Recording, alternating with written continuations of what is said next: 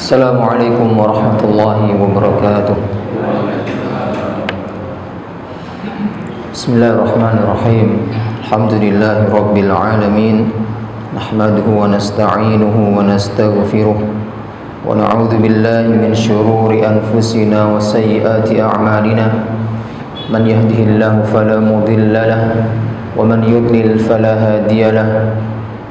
أشهد أن لا إله إلا الله وحده لا شريك له وأشهد أن محمدا عبده ورسوله لا نبي ولا رسول بعده اللهم فصل وسلم وبارك على سيدنا محمد وعلى آله وأصحابه ومن تبعهم بإحسان إلى يوم الدين أما بعد فقال الله تعالى في كتابه الكريم يا أيها الذين آمنوا اتقوا الله حق تقاته ولا تموتن إلا وأنتم مسلمون صدق الله العظيم سبحانك لا علم لنا إلا ما علمتنا إنك أنت العليم الحكيم اللهم إنا نسألك علما نافعا ونعوذ بك من علم لا ينفع اللهم لا سهل إلا ما جعلته سهلا وأنت تجعل الحزن إذا شئت سهلا.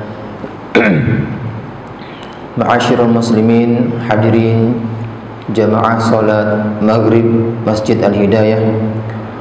Alhamdulillah, puji dan syukur kita selalu haturkan kehadirat Allah Subhanahu wa taala. Kita selalu bersyukur dan sangat bersyukur di kesempatan yang berbahagia ini Allah masih memberikan kita nikmat-nikmatnya. Allah masih memberikan kita kesehatan, Allah masih memberikan kita hidayah dan taufiknya sehingga kita mampu melangkahkan kaki-kaki kita dari rumah menuju masjid yang kita cintai ini. Mudah-mudahan Allah Subhanahu wa ta'ala menggolongkan kita kesemuanya termasuk hamba-hambanya yang pandai bersyukur.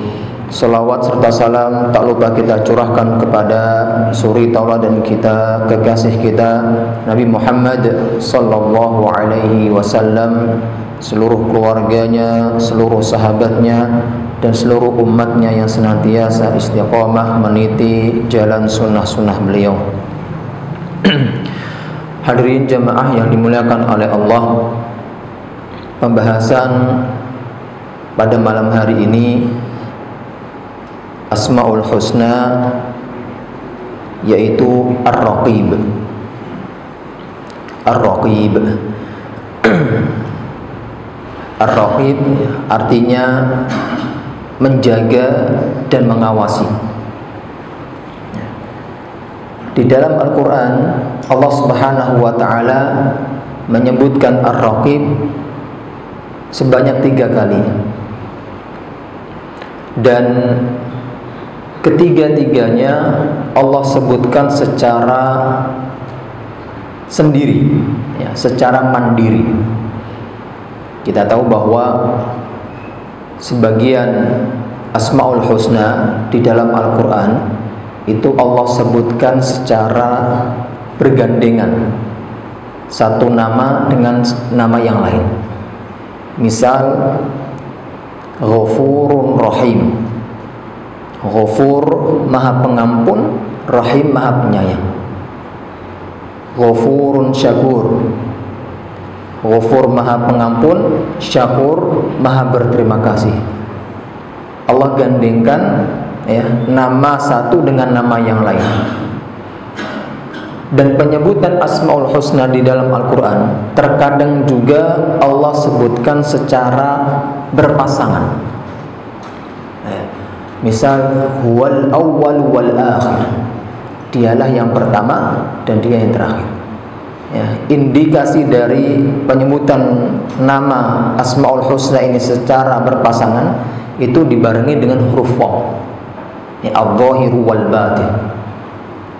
Nah, dan terkadang juga Asmaul Husna di dalam Al-Quran itu Allah sebutkan secara sendiri, secara mandiri. Di antara nama yang Allah sebutkan secara mandiri di dalam Al-Quran yaitu Ar-Raqib. Jadi Ar-Raqib, ya, nama Ar-Raqib di dalam Al-Quran itu Allah sebutkan dengan dua pola.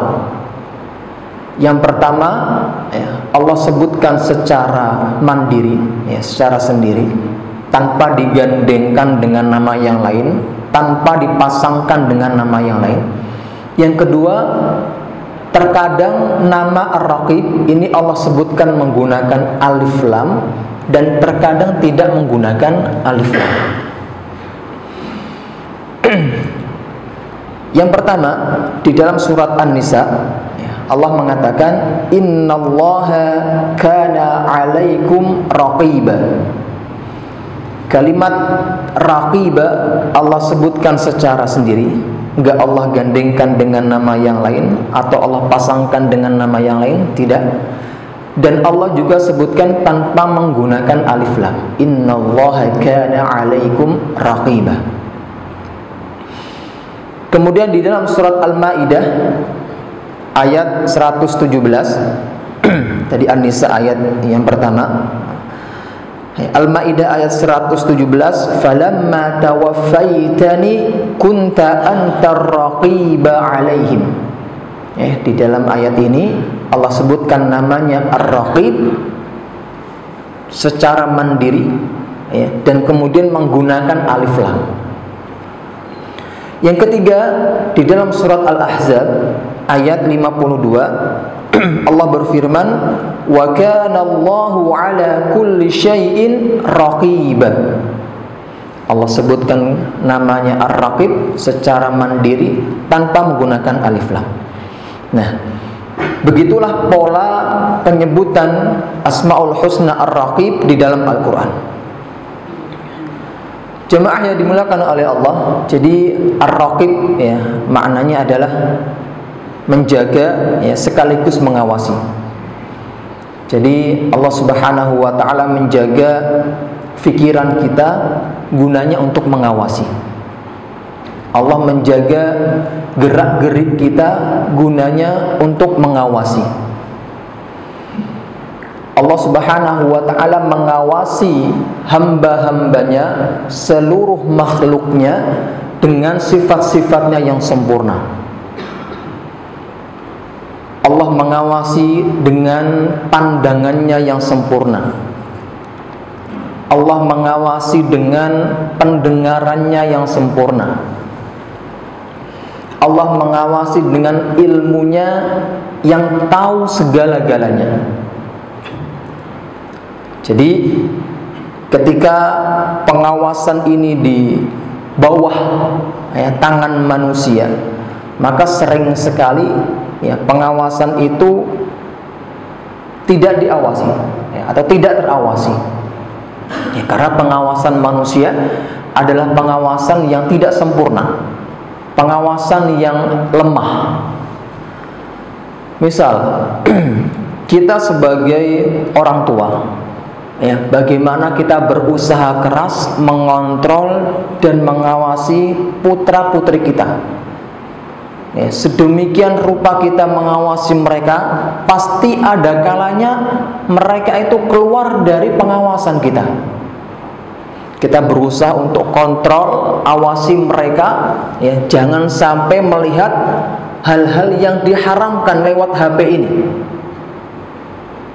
Kita sudah berusaha keras, tapi ternyata nanti ketika kumpul sama teman-temannya, ya, diajak sama teman-temannya, ya, melihat perkara-perkara yang tidak baik. Anak-anak muda Saudi, ya, itu sering sekali mereka ketika naik mobil itu kebut-kebutan. Jadi buat ajang balap, ya, jalannya sudah lebar, kemudian sepi, ya, maka buat balapan sama mereka. Apa kebijakan pemerintah Saudi? Maka meletakkan apa? Kamera, ya, di setiap sisi jalan. Dan anak-anak muda Saudi nggak kalah pintar, ya, mereka apa? Menutup plat nomornya, ya, mungkin dengan lakban atau dengan apa, ya, supaya terbebas dari pengawasan atau kamera tadi. Ya, karena kalau kena kecepatan batas maksimal, yaitu dendanya kurang lebih ya dulu ya 300 rial, ya, 1 juta lebih dendanya. Mereka nggak kalah pintar, ya. Maka kemudian ketika mereka menutup plat nomor dengan lakban tadi, kemudian pemerintah Saudi juga memasang kamera yang ada inframerahnya. Jadi bisa menembus ya plat nomor meskipun ditutup dengan lakban. Jadi jamaah yang dimuliakan oleh Allah, yang saya ingin katakan bahwa pengawasan manusia ya itu sangat terbatas. Pengawasan yang tidak sempurna. Sehebatnya kita di dalam mengawasi, pasti ada sisi kalanya ya pengawasan tersebut tidak terawasi. Ada kalanya kita kejebolan ya di dalam mengawasi. Nah, tetapi Allah Subhanahu wa taala Ar-Raqib, ya, Allah mengawasi dengan segala sifat-sifat kesempurnaannya. Allah mengawasi dengan sifat pendengarannya yang sempurna, sehingga ketika Allah mengawasi dengan pendengarannya, Allah tidak membutuhkan suara di dalam mengawasi. Ya, bahkan Allah mengawasi hati-hati yang tersembunyi, rencana-rencana yang disembunyikan di dalam hati-hati manusia. Allah gak butuh suara, ucapan manusia di dalam mengawasi.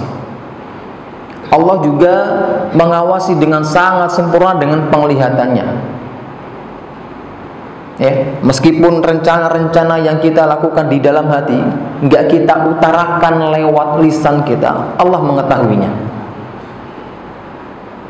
Jadi Allah sangat-sangat sempurna di dalam mengawasi hamba-hambanya. Ilmunya Allah juga sangat sempurna di dalam mengawasi. Ya, Allah tahu segala-galanya. Ya, dengan ilmu yang sempurna itu Allah Subhanahu wa taala ya, akan mengawasi diri kita. Jadi hadirin yang dimuliakan oleh Allah, Ar-Raqib ya artinya menjaga dan mengawasi. Ya, pengawasan yang sempurna sesuai dengan sifat-sifatnya yang sempurna. Di dalam Al-Qur'an Allah Subhanahu wa taala berfirman, ya'lamu kha'inatal a'yun wa ma tukhfis sudur. Ya'lamu kha'inatal a'yun wa ma tukhfis sudur. Allah itu mengetahui hati-hati yang khianat. Wa ma tukhfis sudur, dan Allah juga mengetahui apa yang disembunyikan oleh hati. Kita sebagai manusia itu sangat susah sekali di dalam memahami bahasa mata. Ya, ada yang memandang pandangan benci, ada yang memandang dengan pandangan syahwat. Ya, sangat susah sekali kita di dalam memahami bahasa pandangan. Tapi Allah Subhanahu wa taala mengetahui apakah dengan pandangan benci, apakah dengan pandangan syahwat. Allah Subhanahu wa taala mengerti. Bahkan sebelum pandangan itu diarahkan, Allah sudah tahu. Dan Allah mengetahui apa yang ada di dalam jiwa-jiwa kita semua, apa yang ada di dalam hati-hati kita semua. Nah, inilah Allah Subhanahu wa taala Ar-Raqib yang mengawasi segala-galanya. Hadirin jemaah yang dimuliakan oleh Allah, adapun penafsiran Ar-Raqib, Imam Ibnu Qayyim rahimahullah, beliau mengatakan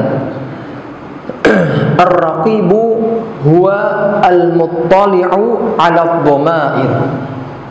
Saya bacakan, al-'alimu bi khafaya as-sarair, al-muraqibu li kulli nafsin, al-hafidhu li a'malil 'ibad, la yaghibu anhu syai'un wa la takhfa 'alaihi khafiyah.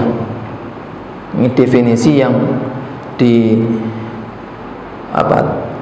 dikatakan oleh Imam Ibnu Qayyim rahimahullah tentang makna Ar-Raqib. Beliau mengatakan al-muttali'u 'ala dhamair. Jadi yang dikatakan dengan ar-raqib adalah zat yang mengetahui isi hati. Al-'alimu bi khafayas sarair. Zat yang mengetahui rahasia yang paling tersembunyi. Al-muraqibu li kulli nafsin, yang mengawasi setiap jiwa. Al-hafidhu li a'malil ibad, yang menjaga amal-amal hambanya. La yaghibu anhu syai'un, tidak ada yang luput darinya. Wala takhfa alaihi khafiyah, dan tidak ada yang tersembunyi darinya. Jadi jemaah sekalian, saya nggak tahu sekarang isi hati jemaah. Saya nggak tahu isi di dalam hati antum itu apa, nggak tahu. Ya, mungkin dengan senyuman yang antum tampakkan lewat wajah, ya, bisa jadi hati antum sekarang sedih, ya, mungkin karena masalah yang begitu besar, ya, sehingga hatinya merasa sedih. Seapik-apiknya antum di dalam menyembunyikan kepedihan di dalam hati, ya, meskipun yang antum tampakkan itu sebuah senyuman, itu Allah Subhanahu wa ta'ala mengetahuinya. Saya nggak tahu isi hati-hati di dalam hati antum, ya, tapi Allah Subhanahu wa ta'ala mengetahuinya. Nah, maka jangan pernah mengadukan permasalahan dengan sesama manusia. Ini merupakan sebuah kebodohan, ya, ketika mengadukan sebuah masalah kepada manusia yang sama-sama lemah, yang sama-sama miskin, yang sama-sama jahat.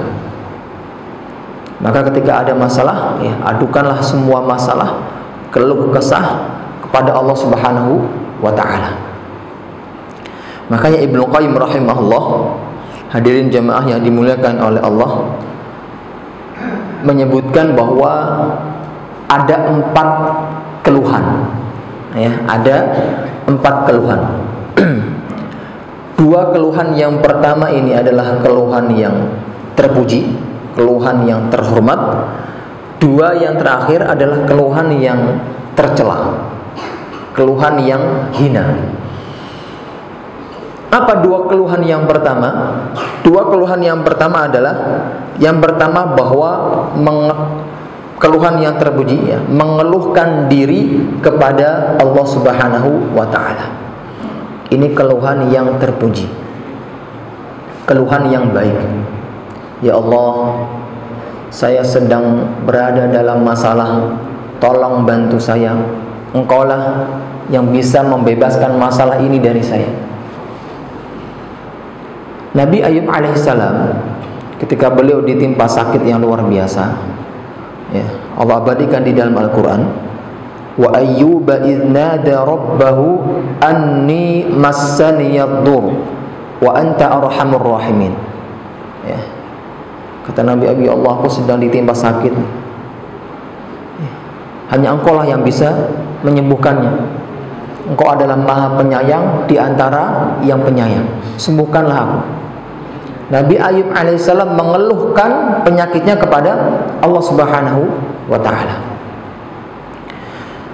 Nabi Zakaria alaihissalam puluhan tahun menikah, ya, tidak juga dikaruniai seorang anak, ya, kan diantara cita-cita keinginan orang yang sudah menikah itu adalah apa?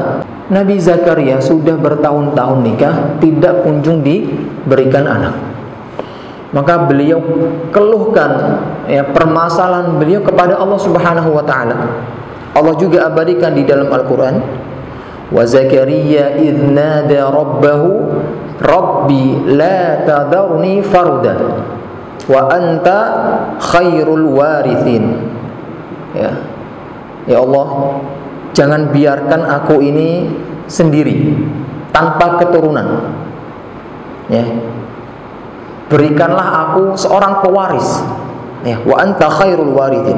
dan engkaulah sebaik-baik yang memberikan warisan. Beliau keluh kesahkan ya, permasalahan beliau tidak diberikan anak ini kepada Allah Subhanahu wa ta'ala. Nabi Musa alaihissalam, setelah beliau lari ya, dari Mesir ke kota Madian ya, beliau nggak tahu apa yang beliau rencanakan di Madian. Nggak ada orang yang beliau kenal di sana. Siapa yang akan dituju, nggak ada. Ya. Beliau ketika ke kota Madian, ya, sampai di sana, maka kemudian beliau melihat orang-orang sedang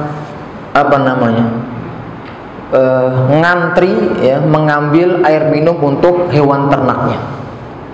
Allah abadikan di dalam Al-Quran, walamma warada ma'a Madyana, ya, ketika beliau Musa alaihissalam sampai di kota Madian, ya, beliau kemudian wajada alaihi ummatan minan nas yasquna, beliau mendapati manusia sedang berkumpul, ya, sedang ngantri untuk mengambil air, ya, untuk binatang ternaknya.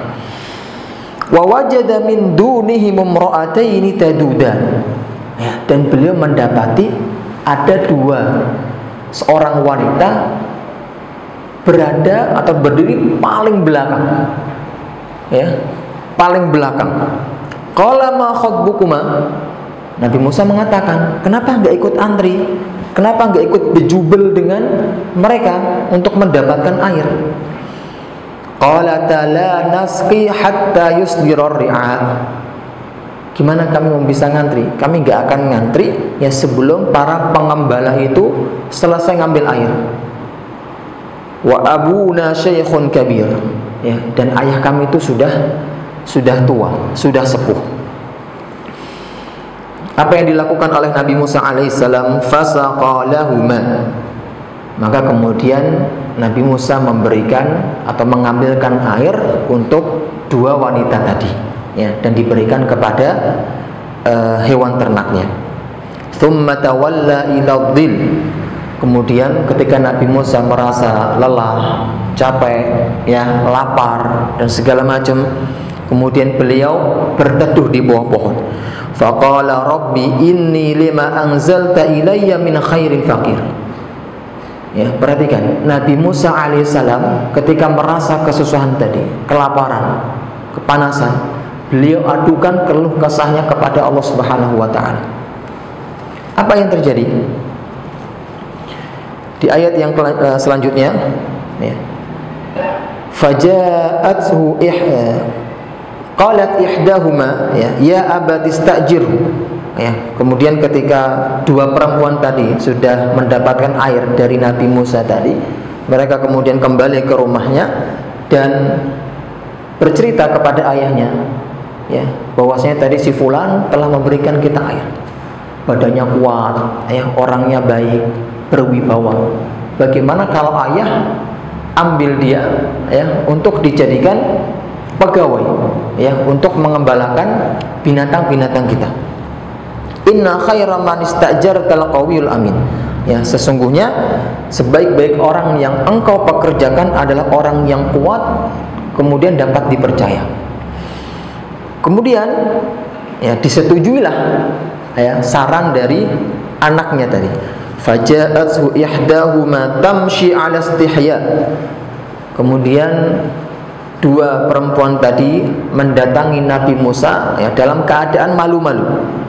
Qalat inna abi yad'uka liyajziyaka ajra ma saqaita lana, bapak kami memanggil Anda, ya, untuk memberikan hadiah karena Anda telah membantu kami, ya, memberikan air. Falamma ja'ahu wa qassa 'alaihi al-qasas qala la takhaf, ya, ketika Nabi Musa menceritakan, ya, keadaan beliau, maka ayah perempuan tadi mengatakan la takhaf, enggak usah takut, ya, najauta minal qaumidz zalimin, engkau akan selamat dari orang-orang yang zalim. Kemudian qala inni uridu an unkihaka ihda banataini hataini, sesungguhnya aku ingin menikahkan salah satu dari dua anak perempuanku ini. Silahkan pilih mana yang paling Anda sukai, ya, maka nikahilah. Nabi Musa nggak punya apa-apa, Pak. Ya, nggak punya perbekalan tadi, ya, dari Mesir ke Madian nggak bawa bekal sepeser pun.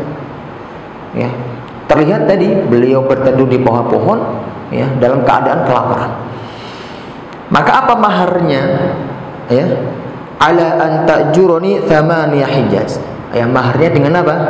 Bekerja dengan saya, ya, kata bapaknya tadi, selama 8 tahun. Fa in atmamta 'ashran fa min 'indik. Ya, kalau mau menggenapkan 10 tahun ya terserah, enggak masalah. Ya, wa ma uridu an asyqa 'alaik satajiduni insyaallahu minas sholihin. Jemaah yang dimuliakan oleh Allah Subhanahu wa taala. Kita bisa lihat bagaimana kekuatan iman Nabi Musa alaihissalam. Ya, beliau keluh kesahkan semuanya permasalahan beliau di hadapan Allah, maka langsung ketika itu Allah ijabah permasalahan beliau. Tadi ayat yang kita bacakan tadi, kisah Nabi Musa, ya, ini terdapat di dalam surat Al-Qasas. Ya. Jadi ketika Nabi Muhammad SAW hijrah, ya, dari Mekah ke Madinah, surat ini turun, ya, surat Al-Qasas ini turun kepada beliau. Jadi seolah-olah Allah itu ingin mengatakan kepada Nabi kita SAW, ya Muhammad, ya, ketika engkau hijrah ke kota Madinah, ya, yang engkau akan dapatkan itu adalah sebuah kejayaan, ya, sebuah kesenangan, sama yang dirasakan oleh Nabi Musa alaihissalam. Ya, dia akan mendapatkan kejayaan dan mendapatkan kesenangan. Ya. Dan Nabi Musa alaihissalam, ya, ketika ke Madian tadi itu beliau berdiam selama 10 tahun. Engkau juga akan sama, ya, engkau akan berdiam di Madinah selama 10 tahun dan kemudian kembali ke kampung halaman, ya, dalam merasakan kejayaan yang luar biasa, kesuksesan di dalam berdakwah. Ya, meskipun tadi berangkat dari rumah kampung halaman, ya, Nabi SAW meninggalkan kampung halaman, tempat bermainan, ya, banyak kenangan-kenangan yang beliau rasakan di sana. Ya, beliau harus hijrah. Jadi Allah ingin mengatakan ada juga nabi yang sama sepertimu, ya, Nabi Musa alaihissalam. Jadi surat Al-Qasas ini, ya, itu merupakan tasliyah, ya, atau hiburan untuk Nabi SAW. Nah, jemaah yang dimuliakan oleh Allah, satu hal yang penting yang kita bisa ambil contoh di sini bahwa orang yang suka menolong, ya, itu mereka nggak akan kecewa, mereka nggak akan kesusahan. Kenapa? Karena pasti ada tangan-tangan yang akan menolong dia ketika dia kesusahan. Maka kita nggak usah khawatir, ya, ketika hobi kita menolong saudara kita, ya, karena ketika kita dalam masa sulit pasti ada, ya, Allah kirimkan tangan-tangan yang akan menolong diri kita ketika kita dalam masa kesulitan. Nah, ini keluhan yang pertama, ya, bahwa mengeluhkan diri kepada Allah Subhanahu wa taala ini merupakan keluhan yang terpuji. Keluhan yang kedua, ini juga merupakan keluhan yang terpuji, yaitu mengeluhkan manusia kepada Allah Subhanahu wa taala. Ya Allah, si fulan telah berbuat zalim kepada saya, si fulan telah begini dan begitu. Ya, meskipun gak ada orang sama sekali yang memahami diri kita, gak ada pengadilan-pengadilan dunia yang memahami diri kita, tapi kita keluhkan, ya, orang lain kepada Allah Subhanahu wa taala, maka pasti Allah akan memahami kondisi kita. Ini keluhan yang terpuji. Adapun keluhan yang kedua terakhir, ya, ini adalah keluhan yang tercela. Ya. Apa yang pertama? Yang pertama bahwa mengeluhkan Allah kepada manusia. Ya, mengeluhkan Allah kepada manusia. Bagaimana maksudnya? Mengeluhkan Allah kepada manusia. Jadi ketika Allah Subhanahu wa ta'ala belum melakukan sesuatu kepada kita, ya, jangan keluhkan masalah kita kepada orang lain. Ketika kita ditimpa sakit, ya, maka jangan keluhkan sakit kita kepada orang lain sebelum Allah memberikan kesembuhan kepada kita. Ketika kita tertimpa masalah, ya, hutang misal, maka jangan keluhkan hutang masalah kita kepada orang lain sebelum Allah memberikan kelapangan buat kita. Karena mengeluh kesahkan, ya, Allah kepada manusia ini enggak masuk di logika. Bagaimana mungkin mengeluhkan Allah zat yang maha baik kepada manusia yang tidak baik? Bagaimana mungkin mengeluhkan Allah zat yang maha kaya, ya, kepada manusia yang miskin? Kan enggak masuk akal. Ya, maka mengeluhkan Allah kepada manusia ini merupakan keluhan yang tercela lagi hina. Ya. Kemudian yang kedua, ya, keluhan tercela yang kedua bahwa mengeluhkan manusia kepada manusia. Ya.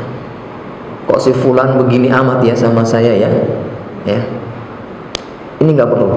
Ya, nggak perlu dan nggak penting, ya, mengeluhkan manusia kepada manusia. Khawatir jatuhnya nanti ghibah, ya, kecuali dalam konteks untuk mencari solusi, ini nggak masalah. Tapi kalau hanya sekedar mengeluhkan fulan, kok fulan seperti ini dan seperti itu, maka ini nggak usah. Ini keluhan yang sangat tercela. Nah, hadirin jemaah yang dimuliakan oleh Allah, kembali kita ke Asmaul Husna Ar-Raqib, ya. Allah Subhanahu wa ta'ala maha mengawasi. Ibadah apa saja yang mesti, ya, kita praktekkan ketika kita mengimani bahwa Allah adalah Ar-Raqib yang maha mengawasi. Ibadah apa sih yang harus saya lakukan, ya, sebagai bentuk pengamalan keimanan di dalam hati ini? Kira-kira ibadah apa, Pak, yang bisa kita praktekkan yang berkenaan dengan nama Ar-Raqib ini? Allah Subhanahu wa ta'ala selalu mengawasi. Muraqabah. Muraqabah. Apa itu muraqabah? Selalu merasa diawasi. Muraqabah namanya. Jadi Imam Ibnu Qayyim rahimahullah, beliau mendefinisikan, ya, dengan definisi yang sangat bagus tentang muraqabah ini. Kata beliau, al-muraqabatu hiya dawamu ilmul 'abdi bittila'il haqqillahi ta'ala. Ya, bittila'il haqqillahi ta'ala alaihi. Jadi makna muraqabah adalah terus-menerusnya seorang hamba, ya, menyadari bahwa Allah Subhanahu wa ta'ala senantiasa melihatnya, senantiasa mengawasinya, fi sairi harakatihi, ya, dalam seluruh gerak-geriknya, wa sakanatihi, dan pada diamnya pun juga sama Allah mengawasinya, wa khataratihi, dan keinginan-keinginan yang masih ada di dalam pikirannya Allah juga mengawasi, wa iradatihi, dan keinginannya, wa jami'a ma yakunu minhu, dan semua perkara yang berasal darinya Allah Subhanahu wa ta'ala mengawasi. Jadi kalau kita hanya satu kali saja merasa diawasi oleh Allah, itu namanya bukan muraqabah. Kalau kita hanya sehari, 2 hari, sepekan saja, ya, merasa diawasi oleh Allah, maka itu namanya bukan muraqabah yang sempurna. Ya, muraqabah yang sempurna adalah kesadaran penuh ya bahwa Allah Subhanahu wa taala terus mengawasi diri kita. Ya, baik ketika kita bergerak, bekerja, ngantor dan seterusnya, atau ketika diam ya, sedang dalam keadaan berkumpul beramai-ramai, ataupun dalam keadaan sendiri, merasa terus diawasi oleh Allah Subhanahu wa taala. Jadi di antara benteng yang paling kokoh ya, dari godaan setan, ya, rayuan-rayuan dan racun-racun setan ya, agar tidak masuk ke dalam hati diri kita ya, yaitu jangan pernah kita memisahkan hati kita dengan muraqabah. Masukkan terus muraqabah ini ke dalam hati, maka ini akan menjadi benteng yang kokoh bagi kita agar rayuan-rayuan setan tidak masuk ke dalam hati kita, agar setan tidak bisa memasukkan rasa kebencian di dalam hati kita, agar setan tidak memasukkan rasa hasad, iri, dengki ke dalam hati kita, dan seterusnya. Tapi kalau muraqabah ini terlepas dari hati kita, maka ketahuilah bahwa kita akan berani melawan Allah Subhanahu wa taala. Kita akan berani bermaksiat kepada Allah Subhanahu wa taala ketika muraqabah ini terlepas dari hati kita. Ya, ketika muraqabah ini kosong dari hati kita. Maka kesimpulannya hadirin jemaah yang dimuliakan oleh Allah, yang muraqabah ini bisa menjadi benteng yang sangat kokoh bagi diri kita ya, agar racun-racun, rayuan-rayuan setan tidak masuk ke dalam diri kita ya. Jadi merasa diawasi oleh Allah ini sebuah pengkontrolan yang sangat dahsyat ya, agar tidak tergoyahkan oleh manusia. Bahkan setan pun tidak akan bisa masuk ya. Nafi' ya pernah berkata, ini ada sebuah cerita bahwa aku pernah bersafar ya, melakukan perjalanan dengan Ibnu Umar. Lalu dia merasa sangat haus ya, merasa sangat haus. Kemudian kata Nafi', kami bertemu dengan seorang pengembala yang sedang mengembala hewan ternak ya, kambing gitu sangat banyak. Maka kemudian Ibnu Umar berkata kepada si pengembala tadi, apakah Anda punya susu? Ya, iya saya punya susu. Kemudian bertanya kepada Nafi', ya Nafi', Anda suka susu? Iya, saya suka susu. Maka si Ibnu Umar berkata atau bertanya kepada si pengembala, wahai pengembala, maukah ya, engkau berikan susu ya, kepada saya beli susunya. Maka apa jawaban si pengembala? Susu ini bukan punya saya, ini punya tuan saya. Ibnu Umar mencoba untuk merayu ya, agar diberikan susu. Sudahlah, ini saya beli 1 ekor kambing ya, dengan harga sekian. Nanti uangnya bisa Anda tabung. Toh dengan kambing yang sebanyak itu, mustahil tuan Anda itu mengetahuinya. Ya, apa yang dikatakan oleh si pengembala? Fa'aina nadrillah. Meskipun tuan saya nggak melihat, fa'aina nadrillah, maka di mana pandangan Allah? Di mana Allah? Maka seketika itu Ibnu Umar menangis ya, dan membebaskan si budak tadi, si pengembala. Hadirin jamaah yang dimuliakan oleh Allah, kenapa si pengembala tadi, seseorang yang notabene jauh dari majelis ilmu ya, jauh, bisa mempunyai keimanan yang begitu luar biasa? Fa'aina Allah, maka di mana Allah? Maka ini menandakan bahwa pengembala tadi ya selalu memasukkan muraqabah di dalam hatinya, sehingga dia merasa selalu diawasi oleh Allah Subhanahu wa taala. Kisah yang lain, ada seorang laki-laki tampan, laki-laki soleh sedang melakukan safar, sampai di padang pasir, dia menemukan seorang wanita yang cantik sedang butuh bantuan. Ya. Maka dibantulah wanita tadi. Ya, ketika wanita tadi merasa aman, maka wanita tadi menggoda laki-laki tadi. Ya, diajak berbuat yang tidak baik. Maka ketika si perempuan tadi mengajak perbuatan yang tidak baik kepada laki-laki tadi mengatakan, "Inni akhafullah." Ya, aku takut kepada Allah. Apa jawaban perempuannya? "Anta khiftallah fil khala wa ana la akhafu." Engkau takut kepada Allah ya ketika engkau sendirian ya, di padang pasir, gak ada sama sekali orang yang melihatnya, gak ada orang sama sekali.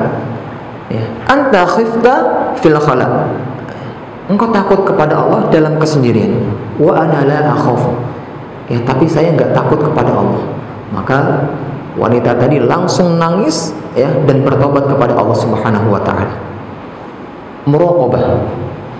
Ya, ketika muraqabah ditanamkan di dalam jiwa seseorang, maka seseorang tersebut akan terus merasa diawasi oleh Allah Subhanahu wa taala sehingga tidak berani melakukan kemaksiatan di hadapan Allah Subhanahu wa taala. Hadirin jemaah yang dimuliakan oleh Allah, apa manfaat dari muraqabah? Manfaat dari muraqabah diantaranya adalah ibadah kita akan selalu di atas kualitas. Ya, ibadah kita akan selalu di atas kualitas. Jadi yang Allah minta ya dari kita itu bukan banyaknya ibadah. Ya, tapi apa? Kualitas ibadah. Apa kata Allah? Liyabluwakum ayyukum ahsanu amalan. Allah itu menguji kalian siapa yang paling baik amalnya. Allah nggak katakan liyabluwakum ayyukum aktsaru amalan, siapa yang paling banyak amalnya, enggak. Tapi Allah katakan ahsanu amalan, siapa yang paling baik, siapa ibadah yang paling berkualitas. Nah, agar ibadah kita berkualitas ya terus di atas kualitas, maka diantara caranya adalah muraqabah. Ya, merasa selalu diawasi oleh Allah Subhanahu wa taala. Jadi kita sadar ya bahwa muraqabah ya Allah, pengawasan Allah itu dalam pikiran kita. Ya. Misal ketika kita sholat ya, ketika muraqabah ada di dalam diri kita, maka kita jauh dari riya. Ketika kita sholat muraqabah ada di dalam hati kita, maka kita jauh dari takabbur, jauh dari ujub dan seterusnya. Bahkan pikiran kita jauh dari kalimat lalai. Ya. Jadi kalimat apa lalai ini merupakan musibah yang terbesar bagi kita yang ketika sholat. Lalai ketika sholat. Kalau misal kita lalai ketika kita di pasar misal, wajar gak Pak? Wajar. Kita lalai ketika kita sedang bekerja, wajar. Tapi ketika kita lalai dalam sholat, ya lalai sama Allah dalam sholat, ini yang menjadi musibah. Dan ini merupakan penyakit. Bagaimana mungkin dia sedang berada di hadapan Allah tapi lalai? Lisannya mengucapkan alhamdulillahi rabbil alamin arrahmanir rahim, tapi pikirannya kemana-mana, hatinya berkelayangan. Terkadang gerak-geriknya juga nggak diatur ya, sehingga bisa membatalkan sholatnya. Lalai dalam sholat ini merupakan musibah terbesar, penyakit. Jadi kalau kita analogikan, misal kita diundang oleh seorang raja, ya, dalam sehari itu sebanyak 5 kali undangan, pagi, siang, sore, malam 2 kali. Dan raja tersebut akan memberikan hadiah yang luar biasa, akan memaafkan semua kesalahannya. Ya, ketika Anda misal mencuri, dimaafkan. Ya, ketika Anda melanggar, dimaafkan oleh sang raja. Nah, ketika dia misal menghadap sang raja, ya, tangannya main-main gak jelas, ya, matanya jelengak-jelenguk ke kanan ke kiri. Kira-kira pertanyaannya, mungkin gak raja tadi memberikan hadiah kepada laki-laki tadi? Gak mungkin. Sama ketika Allah Subhanahu wa ta'ala atau kita sedang dalam keadaan sholat, seharusnya kita fokus, ya, dengan Allah, tapi pikiran kita terterbangan kemana-mana, lalai ketika sholat. Ini musibah penyakit terbesar. Ya. Ini renungan bagi kita semua jemaah yang dimuliakan oleh Allah Subhanahu wa ta'ala, ya. Karena lalai di dalam sholat ini salah satu sifat-sifat orang munafik. Ya. Allah katakan wala yadhkurunallaha illa qalila. Orang munafik itu menyebut Allah itu cuma sebentar saja. Ya, baru Allahu Akbar, ya, langsung lupa, lalai. Cuma sedikit saja, sebentar. Ya, maka bersihkan sifat-sifat ini dari dalam hati kita. Ya, sifat-sifat kemunafikan ini. Bagaimana caranya membersihkan sifat-sifat kemunafikan ini? Dengan menjaga sholat subuh dan isya berjamaah, ya, di masjid. Ini terapi yang sangat dahsyat, ya, bisa menghilangkan sifat-sifat kemunafikan di dalam diri. Ya, sholat subuh dan isya berjamaah di masjid. Kata Nabi SAW, inna athqala sholatin, ya, alal munafiqin, sesungguhnya sholat yang paling berat bagi orang munafik itu apa? Sholatul isya'i wa sholatul fajri, sholat isya dan sholat subuh. Ya. Ini terapi yang sangat bagus, ya, untuk menghilangkan sifat-sifat kemunafikan di dalam diri, yaitu sholat subuh dan isya berjamaah. Jadi jemaah yang dimuliakan oleh Allah, muraqabah, ya, ini menghasilkan ibadah yang berkualitas. Ya. Kalau kita menikmati AC, ini dengan apa kita, Pak? Kita menikmati dingin nih sekarang nih, AC nih. Dengan lidah atau dengan hati kita? Dengan kulit, ya kan? Dengan kulit. Kita menikmati air atau makanan dengan apa? Dengan lidah. Nah, kita menikmati ibadah itu dengan apa? Dengan hati. Dengan hati yang bersih. Maka kalau hati kosong dari muraqabah, hati sudah tidak nikmat lagi di dalam sholat, di dalam beribadah, bisa dipastikan dia akan berani melakukan kemaksiatan. Sebaliknya, kalau hati benci dengan kemaksiatan, ya, nggak nikmat melakukan kemaksiatan, maka dia akan merasakan kenikmatan di dalam beribadah. Dia akan merasakan nikmatnya sholat. Jadi Allah menciptakan atau memberikan hati ke dalam diri kita. Itu berapa, Pak? 1 atau 2? Memberikan hati 2. Ya, secara akhirnya 2. Ya. Tapi Allah memberikan hati kepada kita itu cuma 1. Ya. Dan hati ini nggak bisa tercampur. Kalau hati sudah menikmati sholat, maka dia akan benci kepada kemaksiatan. Hati sudah menikmati ibadah, dia akan benci kepada kemaksiatan. Tapi kalau hati menikmati kemaksiatan, maka dia akan apa? Benci, nggak suka, ya, terhadap ibadah. Bisa dipastikan. Kata Allah Subhanahu wa ta'ala, ma ja'alallahu lirajulin min qalbayni fi jawfi. Ya, Allah itu memberikan hati di dalam diri seseorang, ya. Itu cuma 1, bukan 2. Ya. Maka Ini manfaat muraqabah, hadirin jemaah yang dimuliakan oleh Allah, yaitu agar ibadah berkualitas. Ya, jadi inilah yang dituntut oleh Allah Subhanahu wa taala, ya, dari diri kita, bukan banyaknya amal yang kita lakukan, tapi kualitas amal yang Allah tuntut dari kita. Ya, liyabluwakum ayyukum ahsanu amala. Baik. Mungkin hanya ini yang dapat saya sampaikan.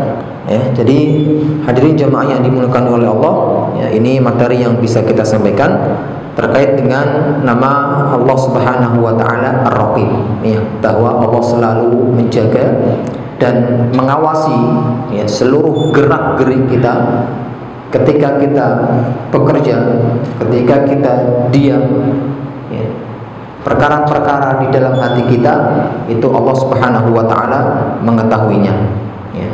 Dan di antara cara untuk menumbuhkan muraqabah, ya, merasa sadar terus diawasi oleh Allah Subhanahu wa taala, yaitu salah satunya dengan ini, ya, dengan mempelajari Asmaul Husna, nama Allah Subhanahu wa taala Ar-Raqib, ya, dan mentadaburi ayat-ayat Al-Qur'an. Coba dilihat ayat-ayat yang mengandung, ya, bahwasanya Allah itu Maha mengetahui, Allah itu Maha mengawasi, Allah itu mengilmui segala-galanya, ilmunya meliputi semuanya, Allah itu membalas semua perbuatan. Maka ini akan bisa menumbuhkan sifat muraqabah di dalam diri kita. Mudah-mudahan materi yang singkat ini, ya, bermanfaat. Kita tutup dengan hamdalah dan doa kafaratul majlis. Alhamdulillahirabbil alamin. Subhanakallahumma wa bihamdika asyhadu an la ilaha illa anta astaghfiruka wa atubu ilaik. Assalamualaikum warahmatullahi wabarakatuh.